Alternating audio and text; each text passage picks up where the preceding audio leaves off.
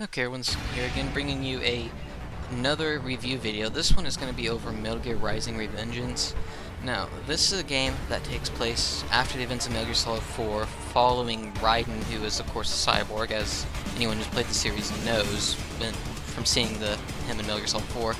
But Rising is, I wouldn't say a sequel, it's more of a spin-off. It's not stealth-based, it's action-based, it's a hack and slash. And it still has those elements of corrupt government. I don't know what it was. I actually liked the story in this one. I liked the gameplay. I liked the music. For anyone out there, do you know what I'm talking about? Rules of Nature. Come on. That is probably the best soundtrack in the game. Actually, probably second best for me. I might say Collective Conscience is probably the best one in it, but it's just me. But that's not what we're here to talk about, really. Now, this story follows more about the government trying to get rid of the weak, I guess you could say, the lower class. So pretty much they want to get rid of the lower class, probably the lower middle class.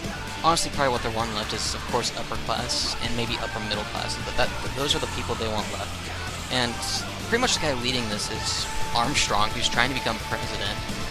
And I'm not gonna lie, he's probably the best villain I've ever seen. One of the best villains I've ever seen in the game. There's something about him that, I don't know, just appeals to me. I like the way he thinks. I don't like his ideas. Now, I'm not, from my perspective, he is evil, but of course he's doing stuff that he thinks is right. He's doing what he thinks is good, as, he would probably look on my view and says, oh no, you're the evil one here. If he even thinks that, he probably just thinks, no, you're the stupid one here.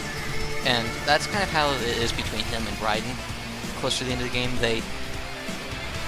they seem to somewhat understand each other, but it's like, hey, I don't like your ideas, they're wrong, and so they fight it out. And probably following that, there's Jetstream Sam, who's probably Raiden's Ocelot, I guess you could say, kind of how Snake and Liquid Ocelot had that rivalry. Raiden and Jetstream Sam are kind of that. Of course, Raiden has more of a grudge against him more than Snake has a mission just to kill Liquid Ocelot. Between Raiden, because if you've played the game, or if you know anything, there's a fight between Raiden and Jetstream Sam, and Jetstream Sam wins. I mean, he just destroys Raiden, and so that just, it's kind of stuck in the back of Raiden's mind. He's like, I gotta beat this guy. That's the only way I'll feel any better. And of course, you do have the fight halfway through. Now, the gameplay, from what I can tell, I'm not too experienced in hack and slash type games like this.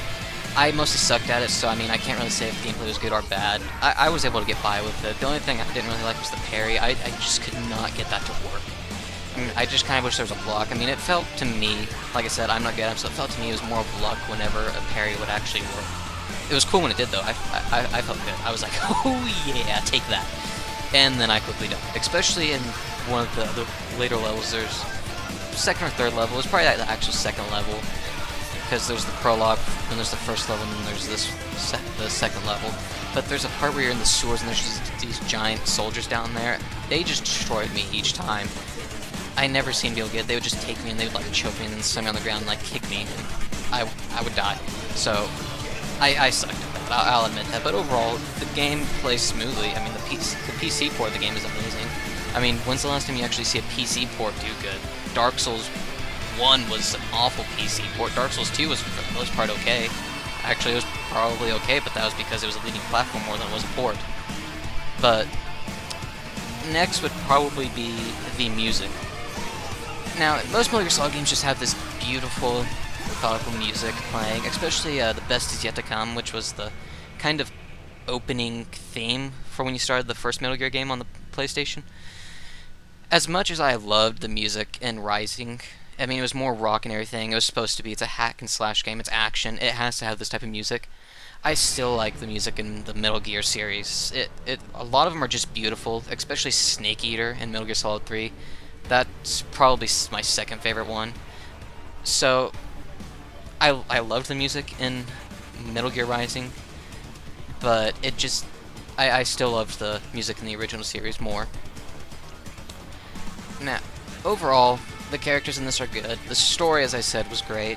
They played out real well. I actually enjoyed Raiden in this. I mean, most of us didn't like Raiden originally just because he was just kind of thrown at us, because we know how Hideo Kojima is. He likes to troll everyone.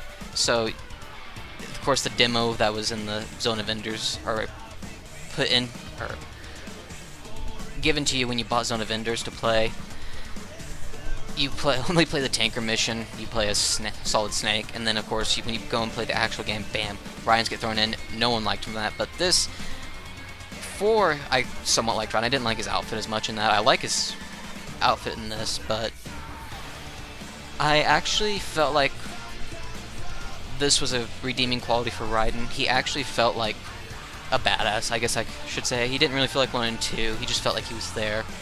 4, he was just kind of cool, and this, he's actually just a badass. He reminds me somewhat of Snake, just not having that attitude where he does care for people, but he has missions to uphold.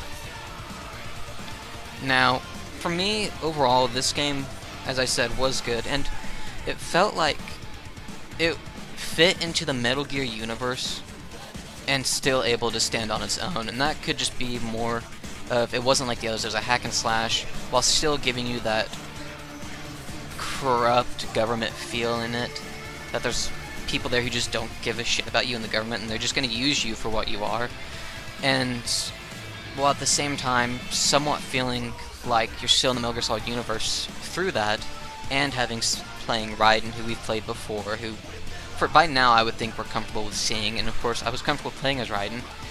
So overall, I would give the game I would give it a high score if I was to actually give out high scores, but seeing as I'm not fully, I don't like Metacritic scores, so I'm not going to say that, so I'll just say it's 100% horse meat, I guess. That's going to be my new thing. Whenever I think a game is good, it's going to get the 100% horse meat seal. And that's what I'll give this game, and I'll probably even go back and give my last review 100% horse meat. So that was my review on it. And I would say it's worth buying. If you see it cheap enough, buy it. If you don't want to buy it because you're still questioning it, go rent it. I'm pretty sure there's Let's Plays online. Go look at those. Or borrow it from a friend if they have it, but I will leave it at that, and I will see you guys in my next review.